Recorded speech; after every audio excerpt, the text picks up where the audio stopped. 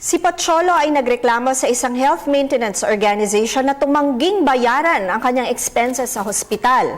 Matapos sa mahigit 2 taon, sinabihan daw siya ng kumpanya na ibibigay lamang sa kanya ang tseke na may karampatang halaga ng ginasta niya sa pagbabayad sa ospital kung pipirmahan daw ni Pocholo ang isang kasulatan.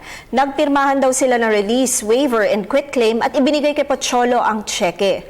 Matapos ang ilang araw ay nagbago ang kanyang isip dahil hindi lang naman daw ang aktwal niyang ginesta ang naging danyos ni Pocholo. Nais daw niyang ituloy ang pagsampa ng kaso laban sa Health Maintenance Organization dahil sa pag-aalalang idinulot nito sa kanya. Pwede daw ba niyang gawin yon? Pocholo, hindi mo na maaaring bawiin ang pirma mo sa release, waiver and quitclaim.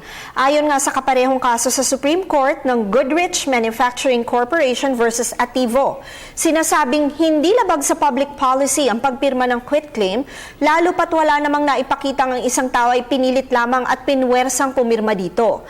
At unless maipakitang ang nilalaman nito ay labag sa batas at unconscionable, ito ay hindi maaaring pawalan ng bisa. Tandaan na ang aming opinyon ay limitado lamang sa mga impormasyong inyong ibinigay sa amin at maaari itong mag-iba. Depende pa sa karagdagang detalye. Patuloy po kayo mag-email sa ptv4newscenter@gmail.com. Attorney JJ Jimeno Atienza, ang inyong bisig ng batas.